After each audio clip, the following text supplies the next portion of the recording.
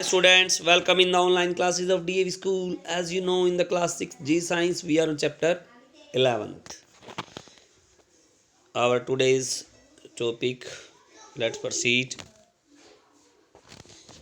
A combination of electric cells is called a battery. एक combination जो है electric cells का उसको battery बोला जाता है. A combination of electric cells like that like the one we use in the torch form the electric battery. जो electric sales हम किसी बैटरी में उसमें इलेक्ट्रिक टॉर्च में यूज करते हैं उनका कम्बिनेशन को जो फॉर्म करते हैं और वो इलेक्ट्रिक बैटरी कहलाता है. Think of other electric devices in which we use a battery और बैटरीज. और डिवाइसेस के बारे में सोचिए जिनमें हम यूज़ करते हैं बैटरी को या बैटरीज़ को. Nowadays, electric cell and batteries are available in different size and shape. अब आधुनिक युग में जो इलेक्ट्रिक सेल्स हैं या बैटरीज हैं वो अवेलेबल हैं अलग अलग डिफरेंट साइजेस और शेप्स में. The electric cell that are used in our wrist watch look like a button and called the button sales.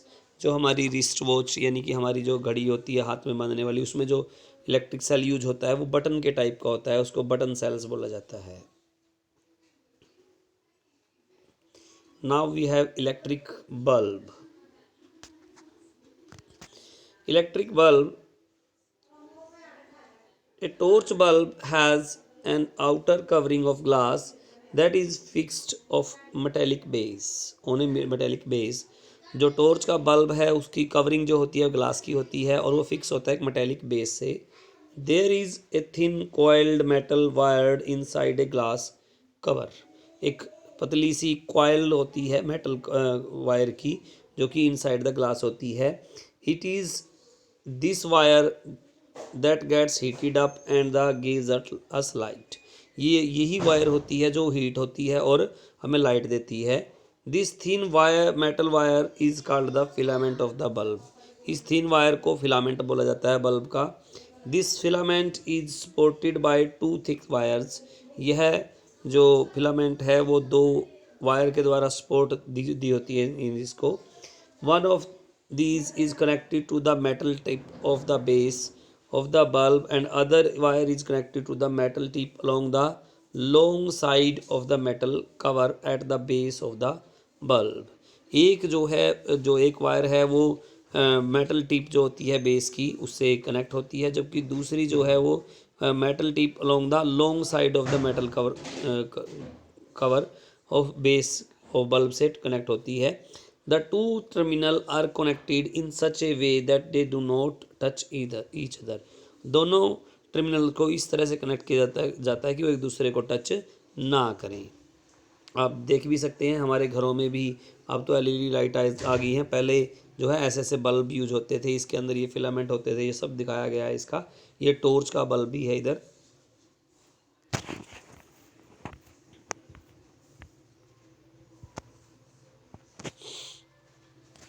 The electric bulbs used to lighten up our homes also have the similar design. जो हमारे घरों में bulb use होते हैं उनका भी same design होता है.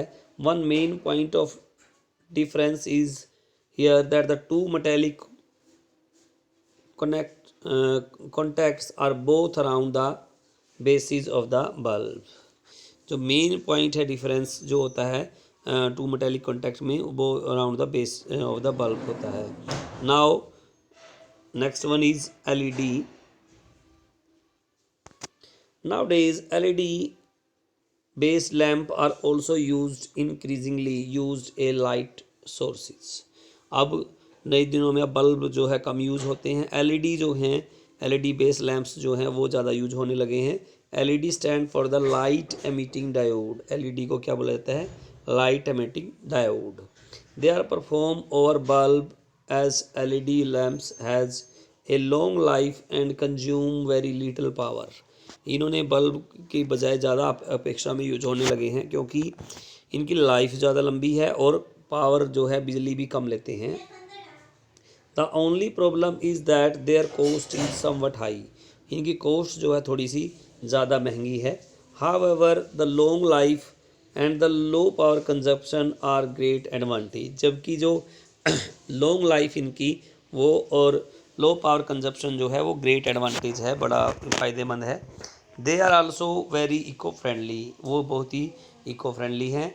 एनवायरमेंटल लिट्स now want governments to take step and would help people to switch over to the use of LED lamps। जो पर्यावरण विशेषज्ञ हैं हमारे, उन्होंने भी गवर्नमेंट को ये कोई स्टेप्स उठाने को बोला है कि जो जिससे कि जो है बल्ब की बजाय LED लैम्प्स का यूज़ ज़्यादा किया जाए। This is now being done at on a large scale, this is now being done on a large, ये जो है बहुत लंबे स्केल पर यूज होने लगे हैं अब। Now CFLs, we can also use CFLs or compact fluorescent lamp। हम CFLs का भी यूज़ करते हैं, इसको बोला जाता है compact fluorescent lamps for lightning up purpose, ये भी लाइटनिंग के लिए यूज होते हैं। They can give the same light as the electric bulb by consuming much less power, ये बल्ब की तरह ही लाइट देते हैं, जबकि इनमें कम मात्रा में जो है वो बिजली कंजप्शन ऑफ पावर होता है। They also have longer life, इनकी लाइफ भी लंबी होती हैं। However safe disposal of damage or burnt out CFL quite challenge, जबकि इनका जो डिस्पोजल है भाई, इनको फेंकना और नष्ट करना वो थोड़ा सा चैलेंजिंग है। This initially their initial cost at present is also high on the higher side, इनकी कॉस्ट भी थोड़ी सी ज़्यादा महंगी है।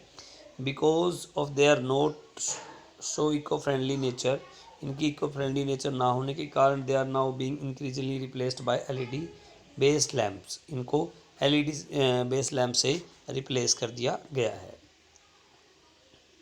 Next we have electric current, when there is flow of electricity through a wire or a device or an appliances, we say that the electric current is flowing।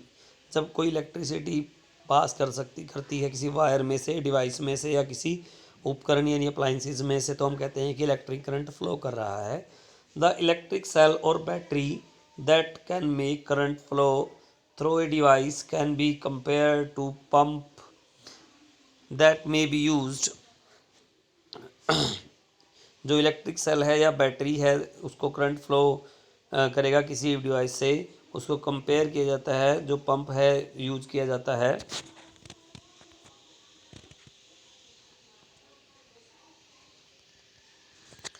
Water throw pipe से पानी को pump करता है।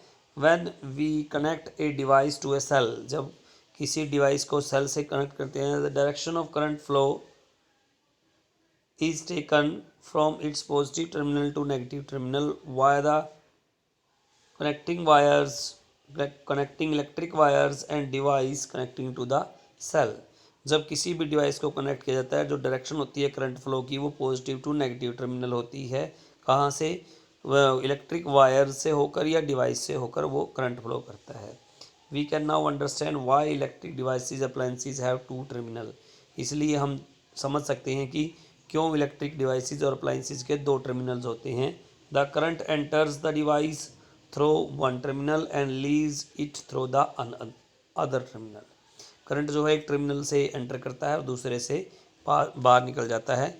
आगे हमारे पास एक activity number 4 है, आप इसको रीड करेंगे। आज हम यहीं तक पढ़ेंगे। आप आज के टॉपिक में से कुछ क्वेश्चंस फ्रेम करने की कोशिश करेंगे और व्हाट्सएप पे मैसेज शेयर करेंगे। Okay, thank you so much.